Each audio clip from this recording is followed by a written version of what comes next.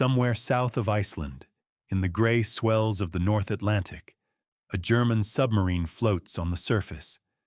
She is wounded. Her crew is in the water. Depth charges have cracked her hull, and her conning tower is riddled with holes from British gunfire. She should be gone by now, swallowed by the cold Atlantic, dragged to the bottom like so many wrecks before her. But she has not sunk. She lingers, listing, stubborn, impossibly present. On the bridge of a nearby British destroyer, men stare at her and realize they are looking at something no escort commander has ever been offered before. A live enemy submarine, abandoned but afloat, with her secrets still inside. If they board her, she could detonate. If they wait, the sea will finish what the depth charges started. And whatever is locked inside those flooding compartments will be lost forever. What was in that submarine that made Britain risk everything to get it out? By the spring of 1941, the Atlantic Ocean was not a battlefield in any conventional sense. There was no front line, no trenches, no territory to hold or surrender. There was only water, gray and enormous, stretching from the coasts of North America to the ports of the British Isles, and somewhere beneath that water, a fleet of steel tubes was strangling the island nation that depended on the sea for survival. Britain was an island country, highly dependent on imported goods. She required more than 1 million tons of imported material per week in order to survive and fight. Food, fuel, steel, rubber, ammunition, aircraft parts, medical supplies. Every bullet fired in North Africa, every loaf of bread eaten in London, every gallon of aviation fuel burned over the English Channel had to cross the Atlantic first.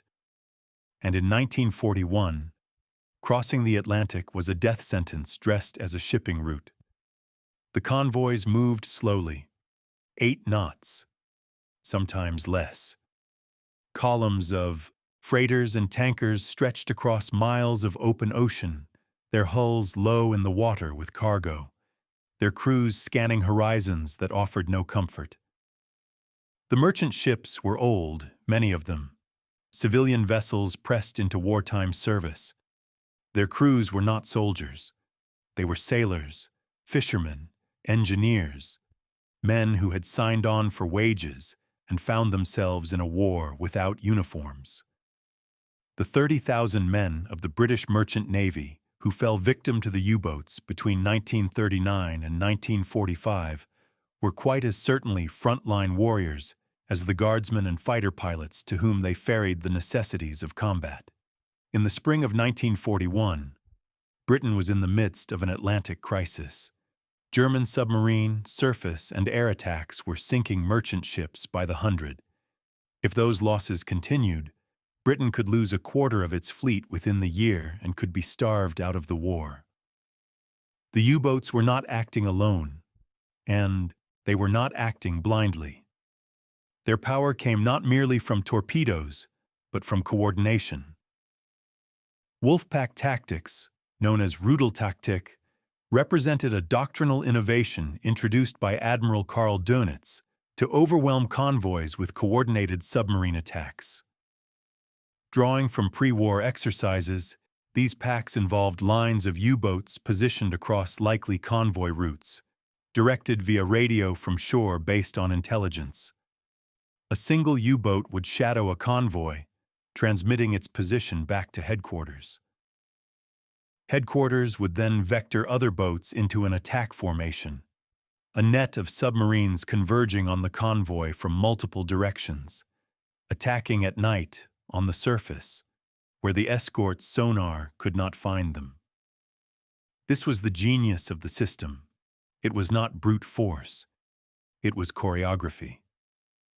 A ballet of destruction conducted by radio signals that the British could intercept but could not read. Every night, across the Atlantic, radio operators on both sides of the war sat at their sets, listening. The British heard the German transmissions. They logged them. They triangulated positions where they could. But the content of those messages, the orders, the coordinates, the warnings, was locked behind a wall of encryption that, in the spring of 1941, remained largely impenetrable for naval traffic. The convoys sailed, and the convoys burned.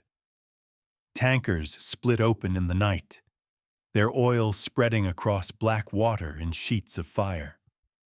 Freighters went down in minutes, their crews scrambling for lifeboats in freezing darkness. Sometimes the escorts found the attacker. More often they did not. The U-boat would fire, dive, and vanish into the deep, and by morning the convoy would count its dead and keep moving, because stopping was not an option. Britain could not stop. To stop was to starve. Winston Churchill later wrote that the only thing that really frightened him during the war was the U-boat peril. He was even more anxious about this battle than he had been about the glorious air fight called the Battle of Britain. And he had reason to be frightened. Britain was losing. She could only build 1.25 million tons of shipping each year, but if the losses for March and April 1941 continued, she was set to lose over 7 million tons by the end of the year. This was not a future threat. It was a present emergency. The shelves in British shops were thinning. Rationing was tightening. The war in North Africa depended on supplies that might never arrive. The entire Allied effort, such as it was in 1941, before America had entered the fight, before the Soviet Union had been invaded, rested on the ability of slow, vulnerable merchant ships to cross 3,000 miles of open ocean without being sunk. And the submarines kept coming. After June 1941, the average number of U-boats on station at sea jumped to about 35. By the end of that year, the number would reach 60. Karl Dönitz was building faster than Britain was sinking, and every new boat that slipped down the ways at the German shipyards was another knife at Britain's throat. But the real weapon was not the submarine itself. The real weapon was the system that told each submarine where to go, when to attack, and how to coordinate with the others. The real weapon was information, and that information was protected by a machine that Germany believed no enemy could ever crack. Like and subscribe to support more true wartime intelligence stories. The machine was called Enigma. It looked at first glance like a typewriter, a wooden box, a keyboard, a set of small glass windows above the keys. But it was not a typewriter. It was a cipher device, and it was the backbone of German military communication across every branch of the armed forces, from the Luftwaffe to the Wehrmacht to the Kriegsmarine. Every order, every patrol report, every weather observation, every supply request passed through this machine before it was transmitted by radio. And what came out was, by any standard of the time, unreadable.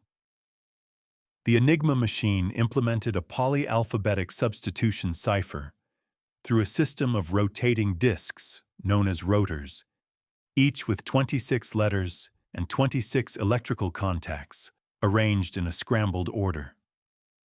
When a key was pressed on the keyboard, the electrical current passed through a series of rotors, each performing a substitution, and then bounced off a reflector, which further scrambled the signal before it, returned through the rotors in reverse order to illuminate the encrypted output on the lightboard.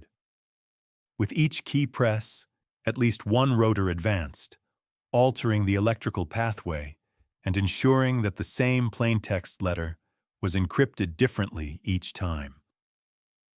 Imagine pressing the letter A. The lamp that lights up might show the letter G. Press A again, and this time the lamp shows R. Press it a third time, and the result is W. The same input never produced the same output twice in a row because the rotors shifted with every keystroke, creating a substitution pattern that changed constantly, letter by letter, across the entire message. It was not a simple code. It was a machine-generated cipher of staggering complexity. Combining 3 rotors from a set of 5, each of the 3 rotor settings with 26 positions, and the plugboard with 10 pairs of letters connected, the military Enigma had approximately 159 quintillion different possible settings. That number is almost impossible to comprehend. It meant that even if you had an Enigma machine in your possession, you could not read a single intercepted message unless you knew the exact configuration used that day. Which rotors were installed, in what order, at what starting position, and how the plugboard cables were arranged. Each month, Enigma operators received codebooks which specified which settings the machine would use each day. The settings changed every 24 hours. At midnight, every Enigma operator in the network would reconfigure his machine according to the new daily key, and the entire cipher landscape would shift. Whatever progress a codebreaker had made against yesterday's traffic was useless today. The puzzle reset itself every single day, 159 quintillion possibilities at a time. The British knew about Enigma. Polish mathematicians had worked out how to read Enigma messages and had shared this information with the British before the war. But the Germans increased its security at the outbreak of war by changing the cipher system daily. The Poles had done extraordinary work. In 1932, a young mathematician named Marian Rejewski had cracked earlier versions of the Enigma using mathematical permutation theory and intelligence provided by French spies.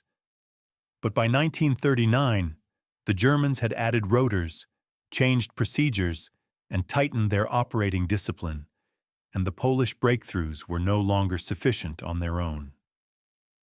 At Bletchley Park, a Victorian estate 50 miles northwest of London, a team of mathematicians, linguists, chess champions, and crossword enthusiasts had been assembled under conditions of absolute secrecy to wage a war of the mind against the Enigma system. Hut 8 was built in January 1940 for the decryption of raw material from the Navy. Under its heads, Alan Turing and then Hugh Alexander, Hut 8 became a major driving force in the development of analytical machines to speed up the decryption process. Turing was brilliant. His colleagues were brilliant. They had built electromechanical devices called bombs that could test thousands of possible rotor configurations per hour. They had developed techniques with arcane names: Banburismus, cribs, known plaintext attacks, methods that exploited the tiniest weaknesses in the Enigma system. The fact that a letter could never encrypt to itself, the predictable structures of German military messages, the laziness of individual operators. But naval Enigma was different. The German naval code tended to leave nothing to chance. It did not permit its code clerks to choose the code wheel settings, as the Luftwaffe allowed. The Luftwaffe in ciphers, instead of choosing 3 letters at random, would often use a girlfriend's name, or letters near those of the preceding message, so the setting up would be less work. This reduced the number of settings the British code breakers had to solve. As a result, the British began reading Luftwaffe intercepts in the spring of 1940, helping to win the Battle of Britain.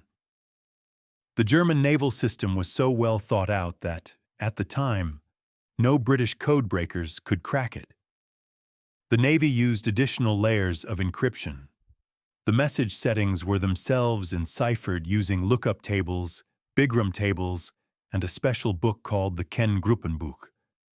Without physical copies of these documents, the mathematical approaches alone could not gain traction.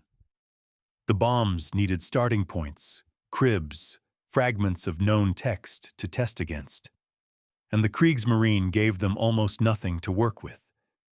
So the British found themselves in a terrible position. They could hear the enemy talking.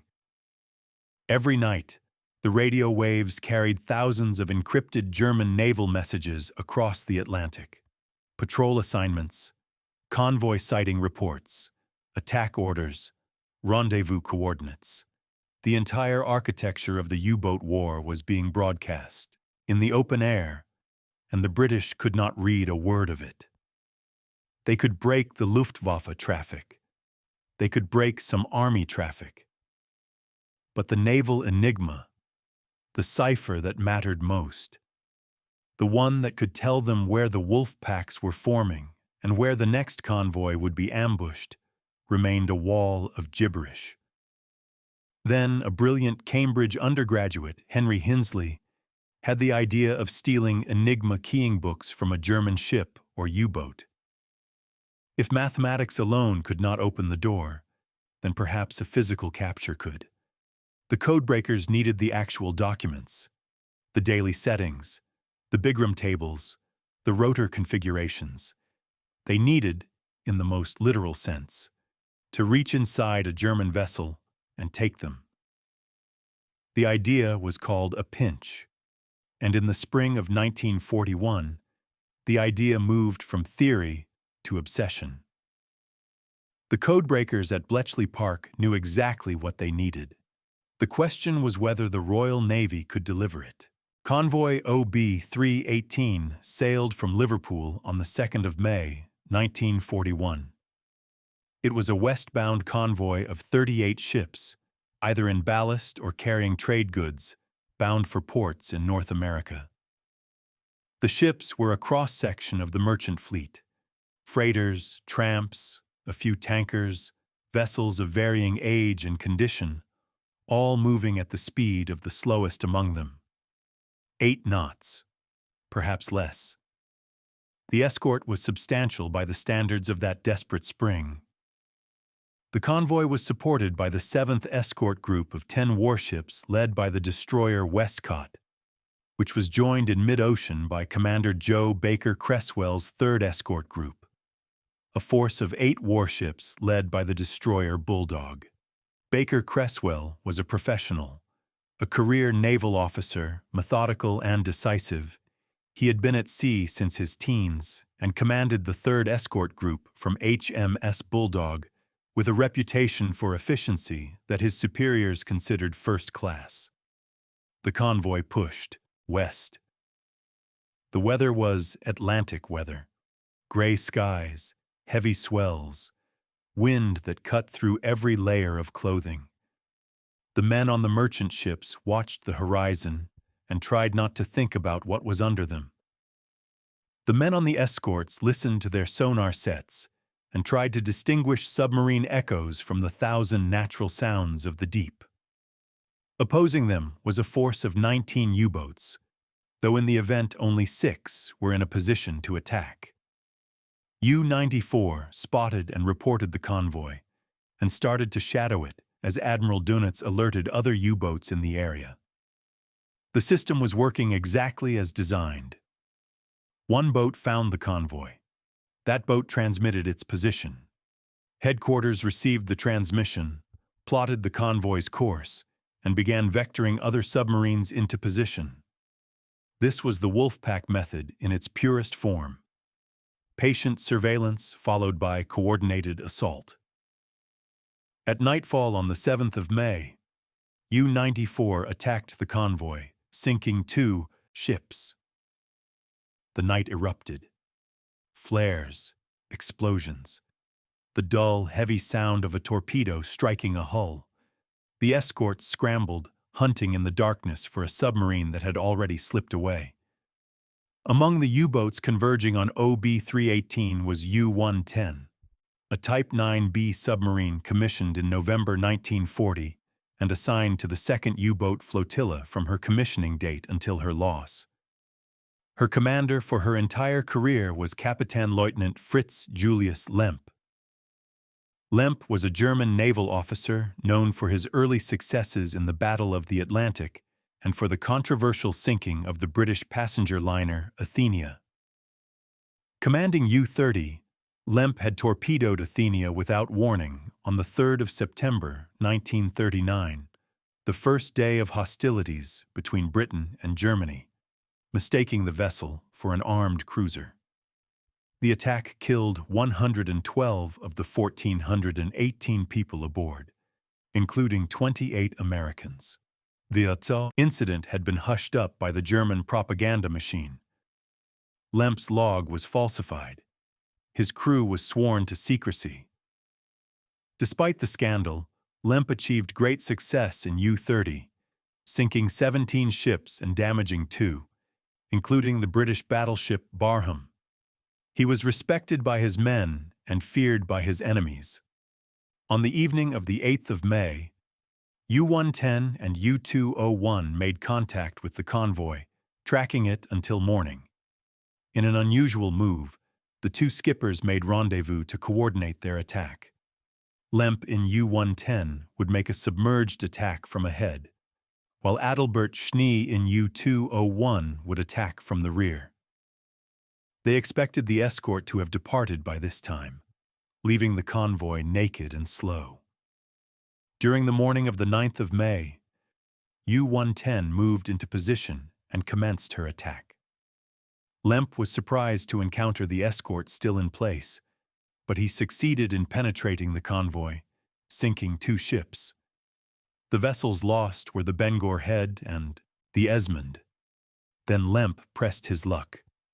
He was targeting a tanker with his 4th torpedo tube when WWII spotted the periscope and then located U-110 with ASDIC. ASDIC, the early form of sonar, sent out pulses of sound that bounced off solid objects beneath the surface. When the operator heard the returning ping, sharp and clear, it meant a submarine, and the bearing was closing. WWII gave the alert to other ships while she dropped a pattern of depth charges.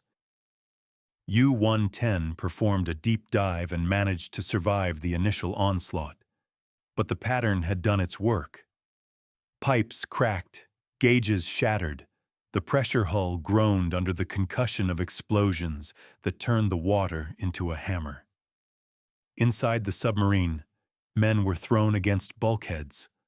Lights flickered. The boat dropped deeper than she should have gone, and the ocean pressed against her from every side. Bulldog and Broadway soon joined the hunt, maintaining ASDIC contact and conducting further depth charge patterns that critically wounded U-110, causing oil leaks and loss of propulsion. The submarine was trapped. She could not maneuver, she could not run, and the depth charges kept coming, each one a thunderclap felt through the bones of every man aboard. Lemp had no choice. The boat was dying beneath him. After depth charges forced the boat to the surface where she was shelled, Lemp ordered the crew to abandon ship and open the vents in order to sink the crippled U-boat. The submarine broke the surface in a burst of compressed air and foam, her bow lurching upward, her hull streaming water. The moment she appeared, the escorts opened fire. There were numerous holes in the conning tower casing caused by Bulldog's 3-inch and pom-pom guns. The shells punched through the thin steel of the conning tower. The noise was tremendous. As the crew turned out onto the U-boat's deck, they came under fire from Bulldog and Broadway, with casualties from gunfire and drowning. The British had believed that the German deck gun was about to be manned, and ceased fire when they realized that the U-boat was being abandoned and the crew wanted to surrender. Men were jumping into the sea. The water was cold.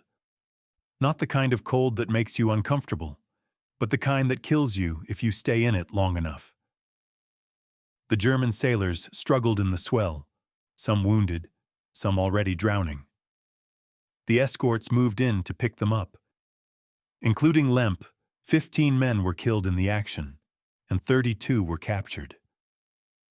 Lemp himself realized that U-110 was not sinking and attempted to swim back to the submarine to destroy the secret material. He was never seen again. The chaos of combat is a poor environment for recognition. Shells are still being fired. Men are in the water. The convoy is still moving, still vulnerable, still being tracked by other submarines somewhere beneath the horizon. In such a moment, the instinct is to destroy the enemy, rescue the survivors, and rejoin the convoy. That is doctrine. That is training. That is what every escort commander has been told to do. But Joe Baker Creswell was not every escort commander. And what he saw through the cracked glass of Bulldog's bridge was something that doctrine had not prepared him for. The submarine was still afloat. She was low in the water. She was listing. Oil was spreading from her wounded hull. But she was not going down. The boarding party's opportunity proved fruitful precisely because U-110 was abandoned in a hurry, and being a Type 9B U-boat, she did not sink as rapidly as a Type 7C would have. The larger hull gave her more buoyancy. The scuttling charges, if they had been set at all, had not detonated. The vents that Lemp had ordered opened were letting water in, but not fast enough. Not yet. Baker Creswell made a calculation in seconds that would have taken a committee hours. He looked at that submarine and saw not a target, but an opportunity, an intelligence opportunity. The kind that escort commanders dream about but never encounter. A German submarine, apparently abandoned, apparently intact, with everything still inside her. Charts, documents, equipment, and whatever machinery the Germans used to encrypt their signals. Not only did Baker Creswell immediately decide to board, but he also had to prevent the over-enthusiastic destroyer Broadway from ramming and sinking the U-boat.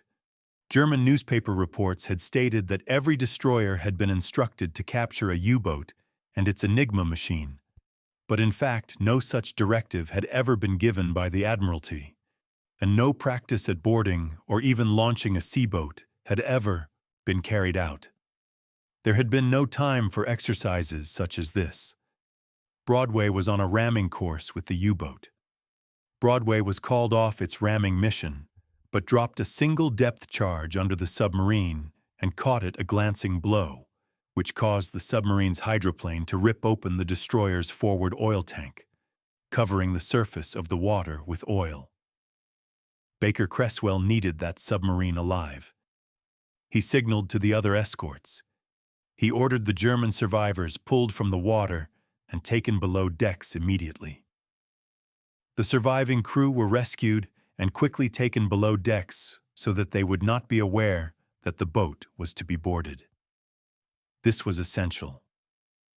If the Germans realized their submarine had been captured intact, they might find a way to communicate the information later, from a prisoner of war camp, through a letter, through a careless word overheard by the wrong person.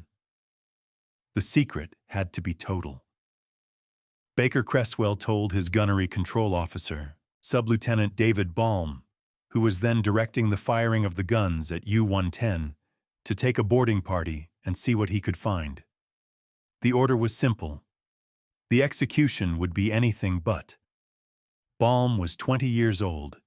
He had been in the Navy for 7 years, having joined as a cadet, and he had already seen more of the war than most men twice his age.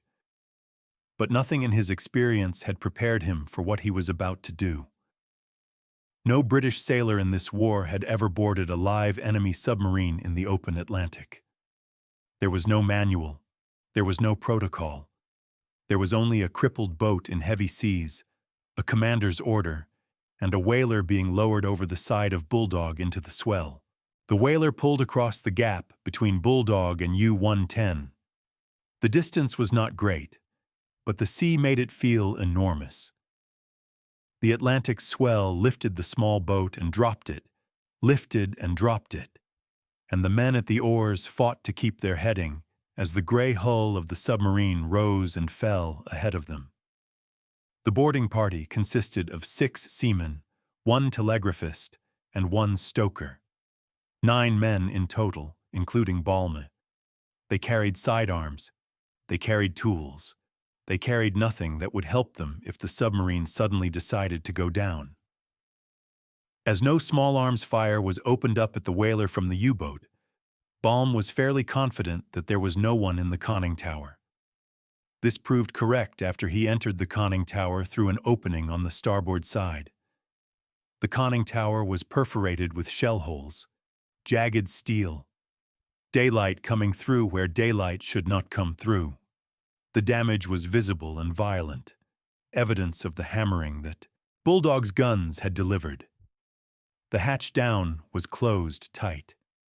It was 18 to 24 inches in diameter, a spherical surface with a wheel for screwing down. On unscrewing it, the hatch sprang open as soon as a clip was released. Below the hatch was darkness, and below the darkness was an enemy submarine that might still have armed men inside, that might be booby-trapped, that might have scuttling charges on a timer, that might at any moment begin its final dive to the bottom of the Atlantic. Balme was alone when initially boarding, entering, and searching the U-boat. This put him in a vulnerable position while descending into the vessel. He risked being shot by any German submariner that may have remained, or blown up by a booby-trap device. He had to holster his pistol while climbing down 3 sets of ladders to the control room. Should any submariner have chosen to wait in ambush aboard the submarine, Balme was a sitting duck. The ladders were narrow. The compartments were tight. A submarine is not designed for combat inside its own hull.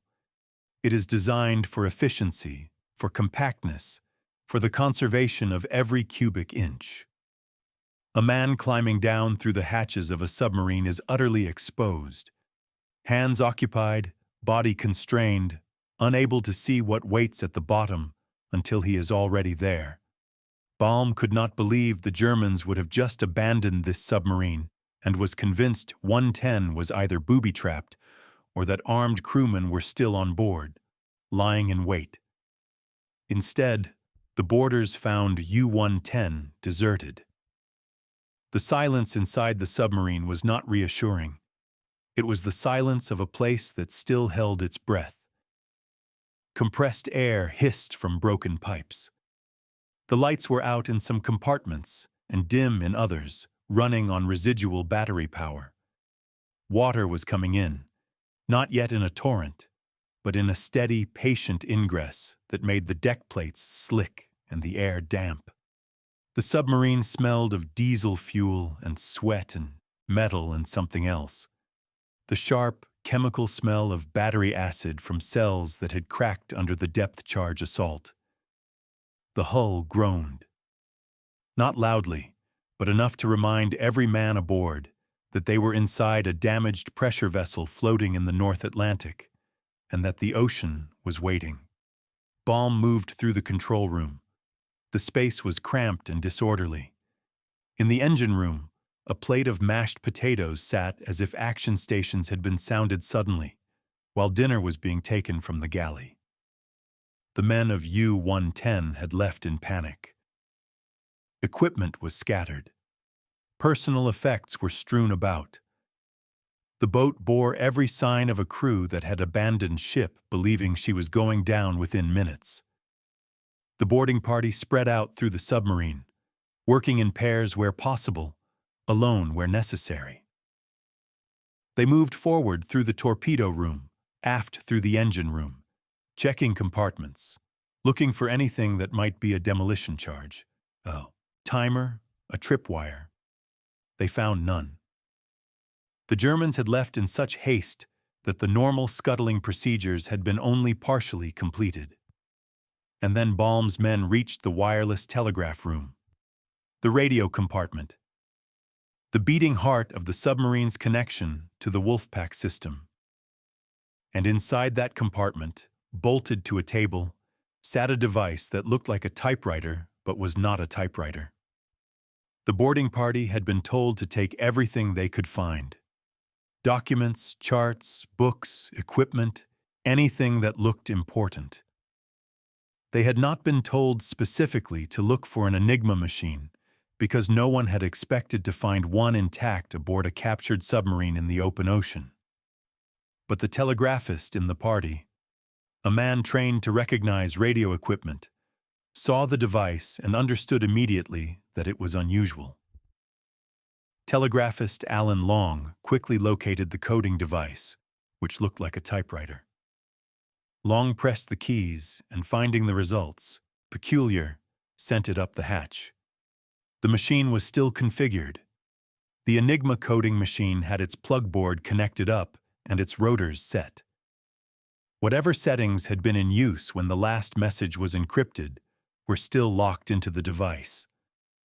The rotors were in position. The plug board cables were connected. It was a snapshot of the cipher as it existed at the moment U-110 went to battle stations. And surrounding the machine, scattered across the radio room and the adjacent compartments, were documents, stacks of them, codebooks, signal logs, cipher tables, short signal codebooks, grid charts. The settings captured from U-110 were valid up to the end of June. That meant weeks of current keys, weeks of settings that would allow the code breakers at Bletchley Park to read German naval traffic not in retrospect, not days or weeks after the fact, but in something approaching real time. The men formed a chain. Items were passed from hand to hand through the narrow compartments, up through the hatches, across the deck, down into the whaler, and across to Bulldog. Every trip between the submarine and the destroyer was a gamble. The sea could swallow U-110 at any moment. And while the boarding party worked, the Atlantic continued its patient assault on the wounded hull. They did not know exactly what they had. Not yet. Not in the full, strategic, war-altering sense of what these objects would mean when they reached the right hands. The men of the boarding party were sailors, not codebreakers. To them, the machine that looked like a typewriter was strange and interesting, but not immediately comprehensible. The codebooks were printed in German, dense with tables and instructions that meant nothing without the context of cryptanalysis. But they understood enough. They understood that a German submarine's radio room was the nerve center of its operations. They understood that the documents in that room controlled how the submarine communicated with every other submarine in the Atlantic and with the High Command in France. And they understood that their captain, Baker Cresswell, had sent them aboard specifically to retrieve this material. Balme and his boarding party spent 6 hours on board U-110, collecting every conceivable book, chart, radio set, and the priceless Enigma. During those 6 hours, U-110 gradually sank deeper in the water, and with depth charges exploding all around her from escorts hunting other suspected submarines, it was a miracle that the scuttling charges were never set off. 6 hours. An eternity inside a flooding submarine. The water level rose slowly but perceptibly. Compartments that had been dry at the start of the operation were ankle-deep by the end. The air grew heavier. The hull sounds changed, the groans becoming deeper, the creaks more frequent, as if the submarine was having a conversation with the ocean about when, precisely, she would surrender. At one point, Bulldog had to depart, leaving the U-boat with the prize crew, as she had received a report of another submarine in the area. Balme and his men were left on board U-110 for over an hour before Bulldog returned. They were alone, on a sinking enemy submarine, in the middle of the North Atlantic, with no ship alongside to rescue them if the hull finally gave way.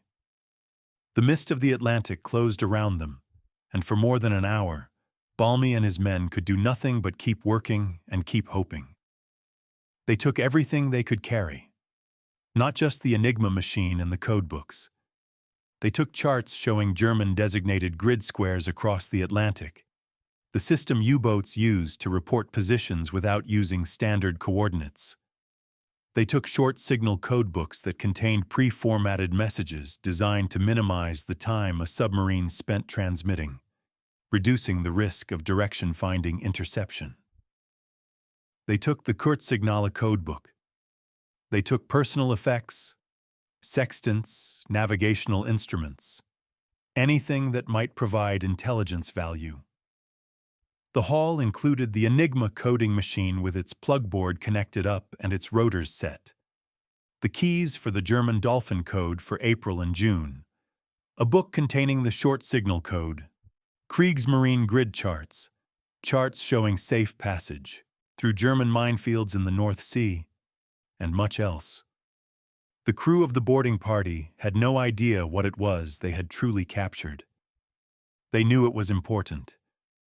They could feel it in the urgency of Baker Cresswell's orders, in the intensity of the operation, in the fact that they had been asked to risk their lives inside a flooding enemy submarine rather than simply let it sink. But the full magnitude of the discovery, the fact that they had just retrieved the physical keys to breaking the most impenetrable military cipher in the world, was beyond what any of them could have imagined. Some realizations come later. Some realizations come years later, or decades later, or never at all.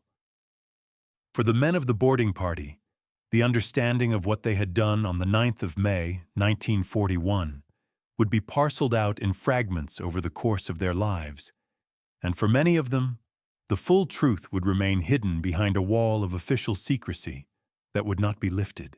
For more than 30 years, the materials were aboard Bulldog, the Enigma machine, the codebooks, the charts, the signal tables, the rotors still set in their positions, all of it stowed below decks in 2 packing cases, guarded and accounted for. The first phase of the operation was complete. The second phase was equally critical and equally dangerous, keeping the submarine afloat long enough to extract everything of value and then deciding what to do with the hull itself. U-110 was taken on tow, and Bulldog kept her afloat for 17 hours before the tow line was slipped. The idea was to bring the submarine back to port, an intelligence prize of incalculable value. A complete Type 9B U-boat, intact enough to study, to disassemble, to learn every secret of German submarine engineering. But U-110 had other plans. The damage from the depth charges was progressive. The cracks in her pressure hull widened with each passing hour. The water inside her rose. The pumps, assuming any were still functional, could not keep pace with the ingress. The submarine rode lower and lower in the water, the swell lapping at the base of her conning tower, and the men watching from Bulldog's stern knew that it was only a matter of time. An attempt was made to take U-110 under tow for the 400-mile trip back to the nearest base on Iceland, but she sank the next day. The Atlantic took her. Slowly at first, the bow dipping deeper, the stern rising, and then with a final quiet surrender. U-110 slid beneath the surface and began her long descent to the ocean floor. But the sinking was not entirely unwelcome. The day after the capture, the British Admiralty realized the importance of what had been taken, and that if the Germans knew the boat had been captured, they would assume the worst and change their codes and cipher system. The boat was accordingly ordered to be let go. A trophy on the surface was a liability. A sunken submarine was a secret. If U-110 rested on the ocean floor, the Germans would record her as lost in action, a routine casualty of the depth charge war, one more boat that failed to return. They would mourn her crew, update their records, and move on. They would have no reason to suspect that anything had been taken from her before she went down. The captain of Bulldog realized how important the items recovered from U-110 were, so he decided not to send an informative radio message about the capture, which avoided the Germans learning of the loss. Instead, he sailed to Iceland and then Scotland with the German prisoners kept isolated. Radio silence was paramount. A single transmission mentioning the capture, intercepted by German listening stations, could unravel the entire operation. Baker Creswell understood this instinctively.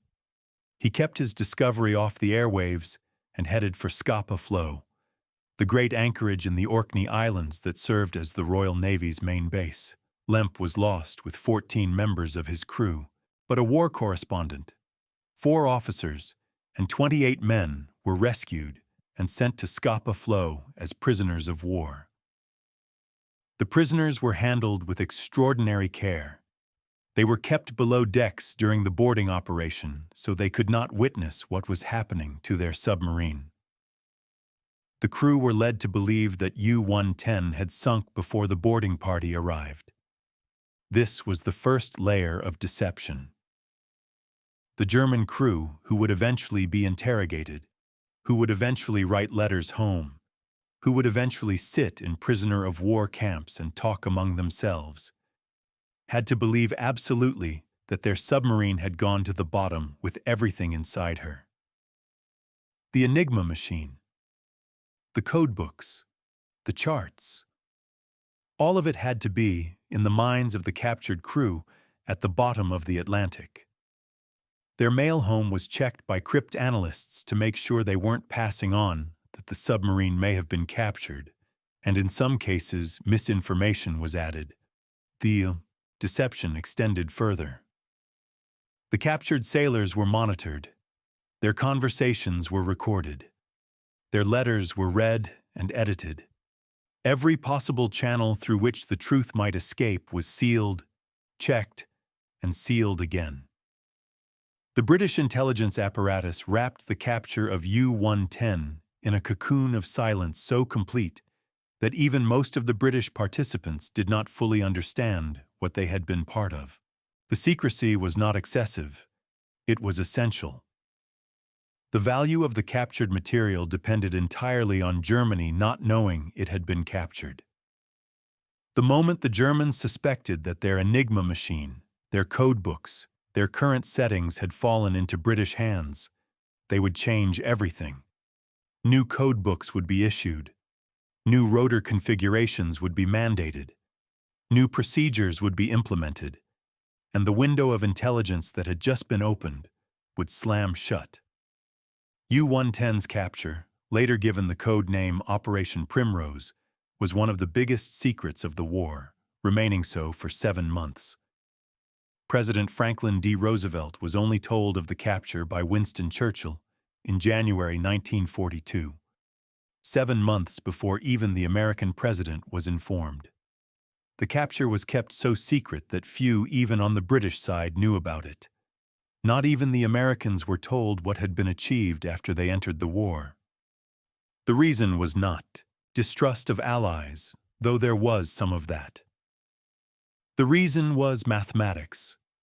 The probability of a secret being compromised increases with every person who knows it. Every additional briefing, every additional memorandum, every additional conversation multiplies the risk.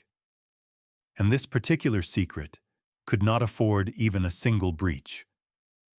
The entire architecture of Britain's code-breaking effort in the Atlantic depended on Germany believing that Enigma was unbreakable.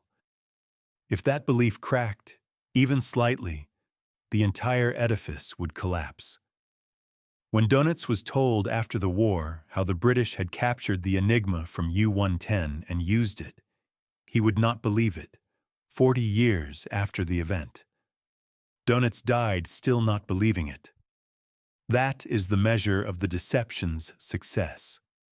The man who commanded the entire German U-boat fleet, the man whose strategy depended on Enigma's security, never accepted that his cipher had been compromised through physical capture. Even decades after the WWII war ended, even when confronted with the testimony of the men who had done it, Dönitz refused to believe it. The secrecy was so complete that it outlasted the war, outlasted the Cold War, and persisted in the minds of the very men it had been designed to deceive. The story of the seizure of the machine by Balme and his shipmates was kept secret until the mid-1970s. When King George VI presented David Balme with the Distinguished Service Cross for his part in the mission later in 1941, the monarch apologized that for security reasons the award could not be higher. A king apologizing to a sub-lieutenant for not being able to give him a medal commensurate with what he had done. The king told Baker Creswell and Balme that the capture of the U-110 cipher material had been the most important single event in the whole war at sea, and yet it could not be spoken of. Not publicly, not privately, not for 30 years. Balme returned from the war and never spoke about the secret capture, which he believed would be hidden forever. He went on with his life. He served in other theaters. He survived other actions. He married. He raised children. And through all of it, he carried the weight of a secret so large that it had changed the course of the war, and he could not tell anyone. Not his wife, not his friends, not his children. The silence was the price of the victory. This is the nature of intelligence warfare. The greatest successes are the ones that can never be celebrated. The most important battles are the ones that no one is allowed to know were fought, and the men who win those battles are required, by the very logic of their achievement, to pretend that nothing happened. At Scapa Flow, experts from Bletchley Park were waiting, and they were exceptionally surprised with what they collected and took back with them. The material from U-110 arrived at Bletchley Park and was received by the team in Hut 8 with something approaching disbelief. Balme and his boarding party had succeeded in capturing an entire Enigma machine, the essential rotors, and months' worth of associated cipher material. This was an absolute gift to the codebreakers at Bletchley Park, who were able to read all the secret German naval signal traffic for some months, and it enabled them to read virtually the whole of the traffic for the rest of the war with little delay. The impact was immediate and profound. When a U-boat sailed on operations, it carried the daily settings for its Enigma to cover the period of its cruise, normally about 3 months. The settings captured from U-110 were valid up to the end of June.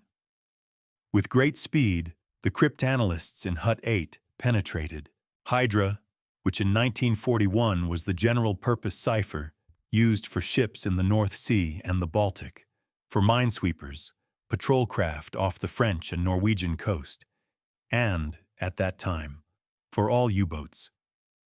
The codebooks provided what the mathematicians alone could not. They provided the daily keys, the rotor orders, the ring settings, the plug board connections for weeks of traffic. With these physical documents, the codebreakers did not need to attack the cipher from scratch each day. They could simply configure their machines to match the German settings and read the traffic as easily as a German operator could. But the value extended far beyond those immediate weeks.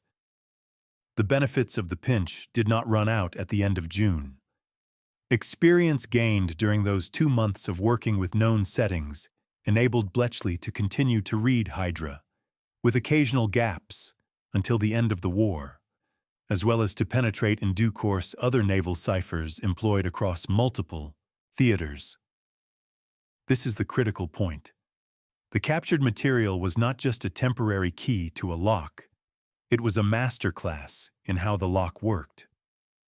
By studying the actual settings alongside the encrypted traffic and the decrypted output, Turing and his team learned the rhythms of the German system.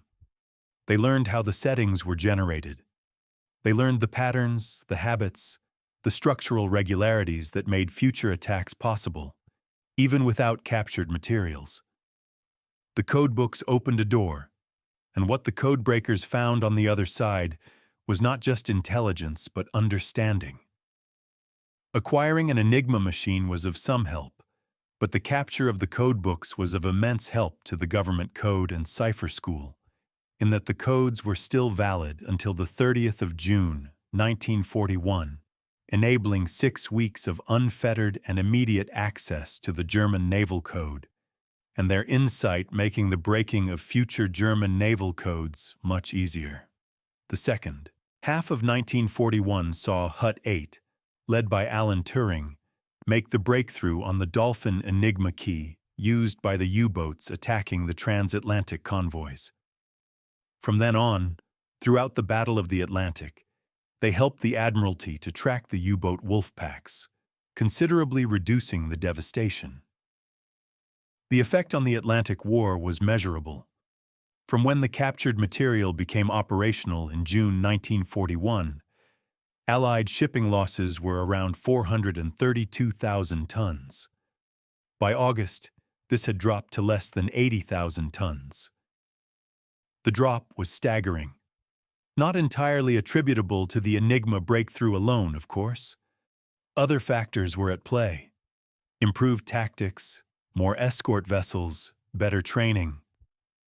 But the ability to read German signals and know where the wolf packs were forming, where the patrol lines were set, where the submarines were heading, transformed the equation. Throughout late 1941, Enigma intercepts, combined with high-frequency direction finding, enabled the British to plot the positions of U-boat patrol lines and route convoys around them. Merchant ship losses dropped by over 2/3 in July 1941, and losses remained low until November. Convoys were no longer sailing blind into the teeth of wolfpack formations. They were being routed around them. The Admiralty's Operational Intelligence Center, fed by decrypted signals from Hut 8, could see the pattern of the U-boat war as if looking at a map from above. And with that perspective came the ability to steer convoys through the gaps in the German net. The submarines were still out there. The U-boats still sailed, still hunted, still killed. But they were hunting in the wrong places, arriving at coordinates where the convoys had already passed, forming patrol lines across routes that the convoys had already been diverted from. The wolf packs were swinging at shadows, and they did not know why. But knowing was not simple. And acting on what was known required a discipline that was, in its own way, more difficult than the code-breaking itself. The central problem of intelligence derived from Enigma, the intelligence that came to be known by the umbrella classification Ultra, was that it could not be used carelessly. Every time the British acted on decrypted German signals, they risked revealing that those signals had been read.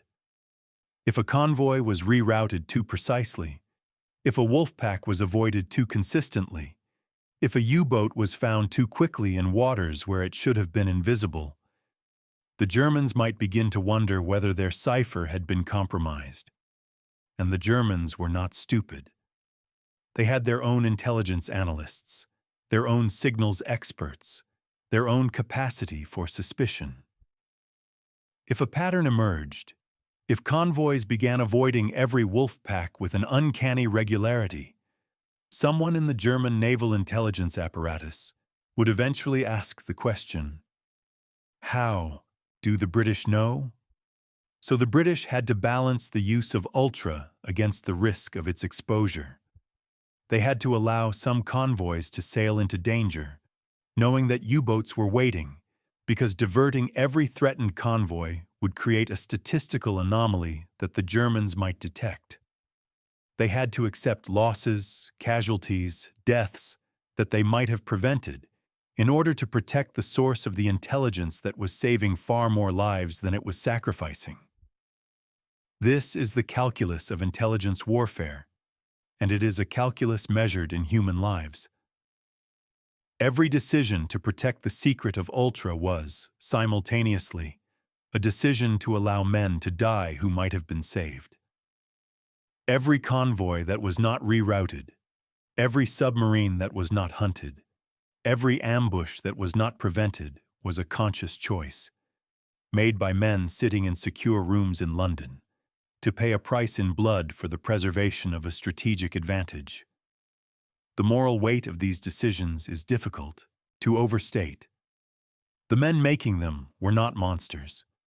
They were professionals who understood that the long-term value of Ultra, the lives it would save over months and years, far exceeded the lives that would be lost in the short term. But understanding the mathematics of the situation did not make the individual choices any less agonizing. And there was another dimension to the burden. The men who died in convoys that were not diverted, the merchant sailors who burned or drowned or froze in the Atlantic because their convoy was allowed to proceed into a known wolf pack, were not told why. They were not told that the Admiralty knew. They were not told that a choice had been made. They simply went to sea and met the enemy, and the ones who survived chalked it up to bad luck, and the ones who did not survive were added to the growing rolls of the Atlantic dead. Cover stories were manufactured. When a U-boat was sunk based on decrypted intelligence, the official record would attribute the kill to a routine patrol, or an aerial sighting, or a chance encounter. Nothing could trace back to Ultra. The codebreakers themselves were forbidden from discussing their work, even among each other across different sections. The compartmentalization was absolute. The German Navy had much tighter procedures, and the capture of codebooks was needed before they could be broken. When, in February 1942, the German Navy introduced the four-rotor Enigma for communications with its Atlantic U-boats, this traffic became unreadable for a period of 10 months. The blackout of early 1942 was a brutal reminder that the advantage was never permanent, never guaranteed, never absolute. When the Germans added a fourth rotor to the naval Enigma, the entire breakthrough was temporarily reversed. Losses spiked. The wolf packs found their convoys again. The Atlantic became a killing ground once more, and the codebreakers at Bletchley Park were thrown back into the darkness, fighting to crack a cipher that had just become exponentially more complex. But the foundation laid by the U-110 capture endured. The understanding of the German system, the techniques refined during those crucial months of unfettered access, the institutional knowledge built up by Turing and his team, all of it served as the basis for eventually cracking the four-rotor Enigma as well. Britain produced modified bombs, but it was the success of the United States Navy bomb that was the main source of reading messages from this version of Enigma for the rest of the war. The cycle repeated. New challenges, new breakthroughs, new secrets to protect. The war in the Atlantic was never a single battle. It was a continuous, grinding contest between opposing systems of information, a contest in which the advantage shifted back and forth, where a single captured codebook or a single German procedural change could alter the balance for months. But the template had been set on the 9th of May, 1941. The principle that the war at sea could be won not with bigger guns or faster ships, but with better information, that principle was demonstrated beyond dispute by the events of that single spring afternoon. And the men who understood that principle, at Bletchley Park and at the Admiralty, and in the sparse, sealed rooms where Ultra was analyzed and disseminated, never forgot the lesson. The machine from U-110 taught them how to listen, and once they had learned to listen, they never truly stopped. Return now to the moment. A gray sea, a heavy swell, a submarine low in the water, listing with holes in her conning tower and oil spreading from her flanks. The crew is in the water. The escorts are circling, and a small whaler, pulled by oars, is crossing the gap between a British destroyer and a German U-boat. The man in the bow of that whaler is 20 years old. He is armed with a pistol he will have to holster before climbing down the first ladder. He does not know, with certainty, that the submarine is empty. He does not know that the scuttling charges have not been set. He does not know that the hull will hold long enough for him to do what he has been sent to do. He knows only that his captain has ordered him to board, and that somewhere inside that flooding steel tube there may be something worth the risk. He boards, he descends, he searches. And in a radio room barely large enough for 2 men to stand, he and his team find a machine that looks like a typewriter and codebooks that look like accounting ledgers and signal tables that look like train timetables. Unremarkable objects, small enough to carry, light enough to pass from hand to hand through a hatch. And those objects change the war. Not immediately. Not with a single stroke. The war at sea will continue for 4 more years. Men will die. Ships will burn. Submarines will hunt and be hunted across every ocean in the world. The Battle of the Atlantic will have its crises and its turning points, its periods of darkness and its moments of relief. And no single event, however important, will be sufficient to decide it alone. But the capture of U-110 established something that no amount of tonnage, no number of destroyers, no advance in depth-charge technology could have established on its own. It established that the enemy's greatest weapon was not the submarine. It was the system that told the submarine where to go. And once that system could be read, the submarines became something less than invisible. They became predictable. And predictability in war is the beginning of defeat. Historians writing today state that Enigma probably shortened the war by 2 years. In May 1941, Britain was losing the war in the Atlantic and North Africa. The Enigma from U-110 saved her from defeat in that crucial time before the United States joined her. It has been estimated that the efforts of Turing and his fellow codebreakers shortened the war by several years. What is certain is that they saved countless lives and helped to determine the course and outcome of the conflict. David Balme did not know any of this when he climbed back up through the conning tower hatch and into the Atlantic daylight. He did not know it when Bulldog sailed for Scapa Flow with her packing cases of captured material.